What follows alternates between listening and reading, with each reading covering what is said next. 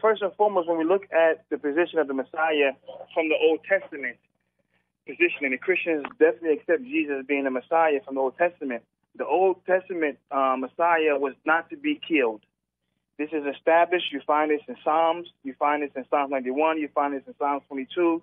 You find this, even Ismail mentioned Psalms 22:16 in the last show. But as you continue on, you find that Jesus was making a prayer in this Psalms, according, if you accept Jesus as being the Messiah, according to the Psalms. And if he's the Messiah according to the Psalms, then he was praying to be saved, and God heard his prayer. If you fast forward to Psalms 91, it makes it very clear. The verse that Christians use in Psalm 22:16 about his feet being pierced, this is a issue of contention. The Jewish Bible does not have that. Rather, it says that they were lions at my feet.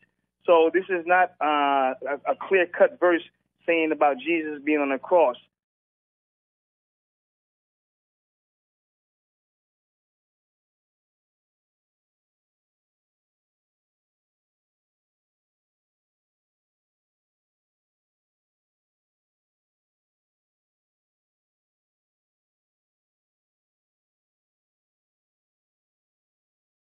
You mentioned Bar Ehrman, who is one who's is an adversary of the Old Testament, the New Testament in the Bible criticism, but even Bar Ehrman accepts the crucifixion. The issue is the Muslim position of the crucifixion of Jesus is a supernatural event in which he was saved. Bar Ehrman does not accept, or any atheist or agnostic does not accept supernatural occurrences, whether it comes from the Old Testament, the New Testament, or any book. So we would never accept Bar Ehrman to accept the position of the Muslims, just as he don't accept the resurrection of the Christians. So using him to say that Jesus was crucified, it does not deny the Muslim position. The Muslim position is that, yes, someone was crucified, but God miraculously saved Jesus from being the one that was crucified. So history bears witness that a man was crucified under Pontius Pilate. But the Muslim position is that indeed that happened, but it wasn't Jesus. God saved him. And when the Christians go back and read Psalms 91 and Psalms 22 and other Psalms where it mentions the Messiah being saved and protected and not harmed, even if you read Matthew, when the devil tempted Jesus, and he said, jump off this cliff if you're really the Son of God. For it is written that God will protect you. The devil is quoting the old scripture, that God will save the Messiah if you true. And okay, Jesus Aqil, said it is also Aqil, I written. want to ask you, I'm going to give you an extra minute here, but I want to ask you, number one, why would the disciples make it up? And number two, who was crucified on the cross if it wasn't Jesus? Okay, so first, why was made it up? We believe that what you have today, being the New Testament, is not an accurate transmission of the message of Jesus.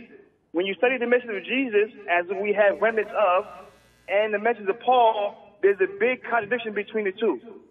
But Paul was the first one again to write on this issue. And we believe what I asked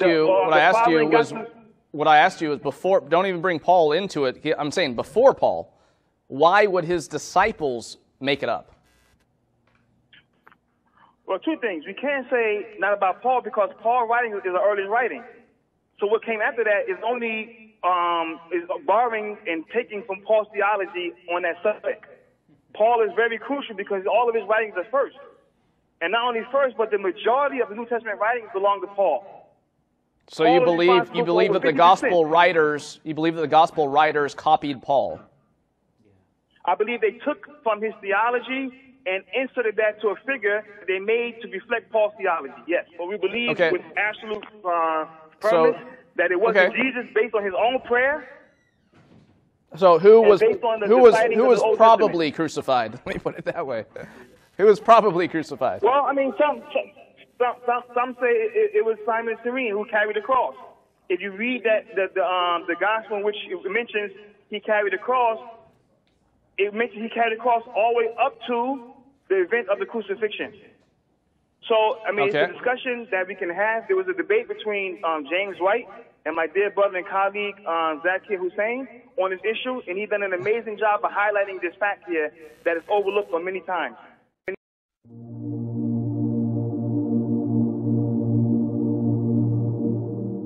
question is this. There's not one single reliable eyewitness testimony of the crucifixion of Jesus. Okay. You have not one. Okay. Because according to the Gospels, all the disciples fled. They were not there. There's not one person that can actually say, I was there and witnessed it, that testified to it and wrote about it. And Okay. if you mention John, then we know that the Gospel of John is heavily contended. But this is the reality of the matter.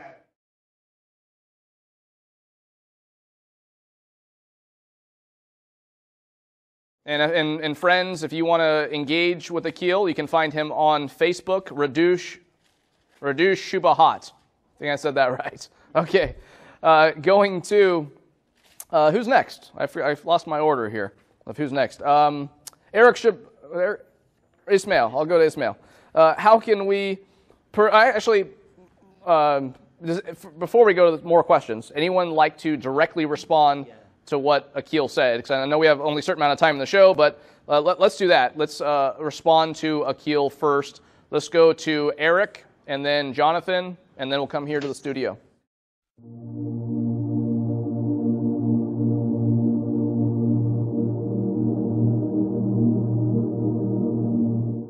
Paul was not a direct eyewitness of seeing Jesus die on the cross.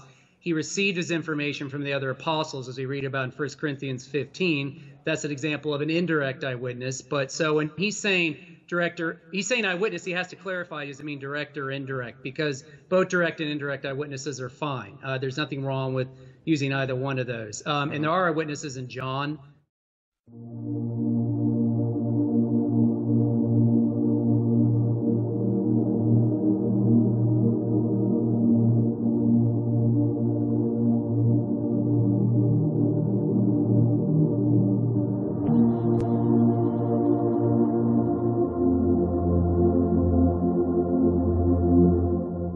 Mentioned they saw the death of Jesus. As far as his contention about nowhere talking about the Messiah dying on the third day, the passage about 1 Corinthians 15, Paul is talking about the entire redemptive plan of the Old Testament.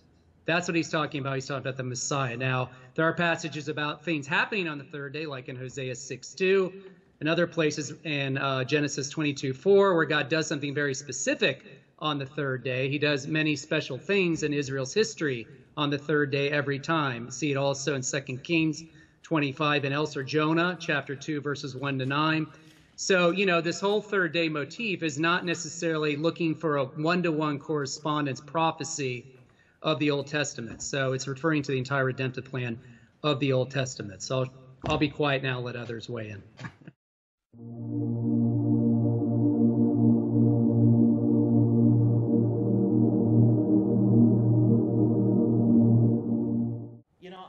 Shocked that Aqil, he is coming with a new Islamic teaching that there was no book called the Injil. I'm very shocked.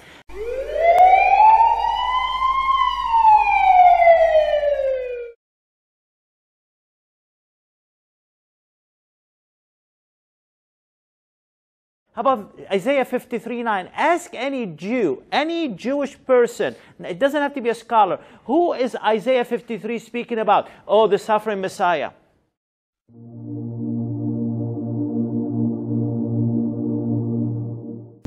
So then who then was Isaiah speaking of as the suffering servant that's so famous? Look in the book itself. 8 or 9 times in that book, Isaiah names the servant. God knew what he was talking about when he told Isaiah what to say. And through the prophet, God said, my servant, Jacob, Jacob, Jacob, my servant Israel. 8 or 9 times in that very book, Isaiah names the servant.